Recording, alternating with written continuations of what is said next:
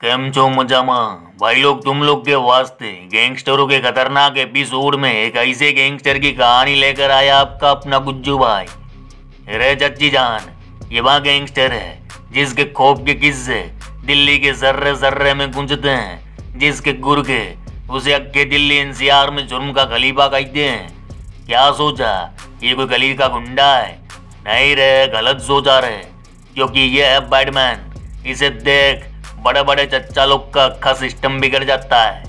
यहाँ बात हो रही है दिल्ली के अब तक के सबसे खूंखार, सबसे रावत गैंगस्टर नीरज बोवानिया की, जिसने आज अक्खे दिल्ली एनसीआर में तहलका मचा रखा है, जिसके गुर्गे पूरे दिल्ली में कत्ल, किडनैपिंग, लूट जैसी वारदात को अंजाम देने से बाज नहीं आते।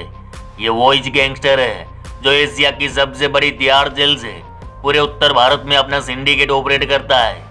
नीरज बोवानिया ने एक समय पे दिल्ली में अपराध करने की एक नई पैटर्न शुरू की थी।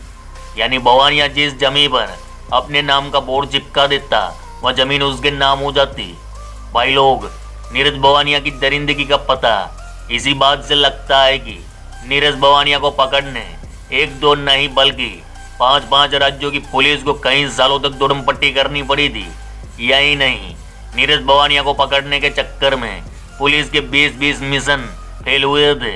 वहीं नीरज बोवानिया और विरोधी गिरोह के बीच दिल्ली में वर्चस्व को हथियाने के चक्कर में कई बार गोलियां भी चली है। तो मामा दिल थाम के बैठने का, क्योंकि आज हम बात करेंगे क्यों एक बस कंडक्टर का छोकरा इतना बड़ा अपराधी बन गया। तो आज आपके सामने नीरज बोवानिया की अक्खी कुंडली खोल के रख डालेगा मई गुज्जू भाई।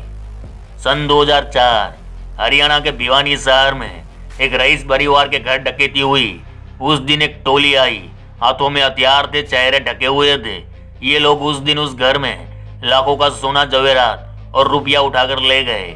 लेकिन इस टोली में 16-17 साल का एक चलहट छोकरा भी था, जो अपनी जिंदगी की पहली वारदात को अंजाम दे रहा था। उसके अंदर एक जुनून था कि लोग उसके नाम को जाने, उसके आगे सलाम ठोके, उसके बाद भी पैसा हो, उसका भी दबंगों वाला जलवा हो। भाई लोग, इस माइंडसेट का हुआ 16-17 साल का छोकरा कोई और नहीं, खुद नीरज बोवानिया था, जिसे आज अक्खा हिंदुस्तान एक बड़े क्रिमिनल के तौर पर जानता है। ये कहानी है एक जाट परिवार के लड़के की, एक आम घराने में पैदा हुए लड़के की। साल था 1988 का। दिल्ली में एक जिला है आउटर दिल्ली, जहाँ एक शहर है बवाना। इसी बवाना में सन 1988 को प्रेमसी सहरावत और सुदेश कुमारी के यहाँ लड़के का जन्म हुआ। नाम रखा गया नीरज। नीरज का एक बड़ा भाई भी है, पंकज सहरावत, और एक बहन भी है। फिर नीरज सहरावत जवान हुआ महज 15-16 साल की उम्र में वह नशे का आदी हो गया। कहते हैं कि उसे बचपन से ही गांजे की लत लग गई थी और इसी लत ने उसे क्राइम वर्ल्ड में झोंक दिया।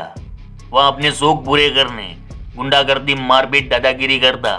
धीरे धीरे उसका नाम बवाना थाना के रजिस्टर में ऐड होने लगा। लेकिन जवान था, घर में खून था। जवानी में जिंदगी बर्बाद ना हो इसलिए पुलिस वाले उसे छोड़ देते, लेकिन वह खुद को कुछ और ही समझ बैठा था। इधर प्रदेश के छोटे बड़े गैंगस्टरों के साथ उसके संबंध होने लगे और साल 2004 में वह दिल्ली के उस वक्त के नामी गैंगस्टर नीतू दाबोरिया गिरोह में शामिल हो गया। अब नीरज को एक बड़ा गैंग मिल चुका था। अंदर से वह खुद एक लावा था। दाबोरिया के साथ वारदात के वक्त वह सबसे आगे खड़े होकर तांडव मचा देता। उसके डेयरिंग का पूरा गैंग दीवाना था। एक दिन हथियार रखने के जुर्म में नीरज बोवानिया को पुलिस ने उठा लिया, डाल दिया तिहाड़ जेल, लेकिन जल्द ही बाहर आ गया। लेकिन फिर से तिहाड़ जा पहुंचा। इस बार नीरज बोवानिया को जिस सेल में रखा गया वो इस जेल में बंद था डॉन दाऊद इब्राहिम का राइट हैंड फजल उर रहमान। फजलू ने नीरज की बॉडी लैंग्वेज को देखा। देखने के बाद उसने अपने पास बुलाया। धीरे धीरे दोनों में दोस्ती बढ़ी। इधर फजलू नीरज को अपराध के तौर तरीके और कहानियां सुनाता। नीरज ने भी फजलू को अपना गुरु मान लिया। फजलू ने बोला, अगर तुझे पूरी दिल्ली पे राज करना है तो सबसे ज्यादा जरूरत है हथियार और पैसों की, और ये दोनों चीजें प्रोटेक्शन मनी, वसूली और फिरौती से मिलेगी। फिर क्या, नीरज ने अपने गुरु की एक एक बात को ताम्रपत्र पर लिखवा दिया। उसने बाहरी दिल्ली में बिल्डरों, बिजनेसमैन, केबल व्यापारियों से रंगदारी वसूलना शुरू किया। अब बोवानिया के पास खूब पैसा आया तो उसने जमीन कब्जा के धंधे में उतरा। इधर नीरज के बढ़ते कद को देख उसका साथी नीतू दाबोरिया भी परेशान था। वर्ष 2011 में दाभोड़िया गैंग में टट्टेसर गांव की सोनू पंडित की एंट्री हुई। वह नीरज का खास जिगरी बन गया। उसकी वजह से नीतू और नीरज के बीच दूरियां बढ़ती जा रही थी। नीतू को लगता था कि सोनू उसके खिलाफ नीरज को भड़का रहा है। इधर दूरियां इतनी बढ़ गई कि नीतू ने ठान लिया अब इस फसाद की जड़ सोनू को ठोकना पड़ेगा। और सन 2012 में सोनू को अगवा कर बेरहमी से कत्ल कर दिया गया। हत्या के बाद उसके शव को करनाल के जंगल में जला दिया गया। इस बात की भनक नीरज भवानिया को लग गई और यहीं से नीरज भवानिया और नीतू दाभोड़िया के बीच कभी ना खत्म होने वाली एक भयानक गैंग वॉर शुरू हुई, जो आज भी जारी है। एक के बाद एक दोनों एक दूसरे के पंटरों को मारे जा रहे थे।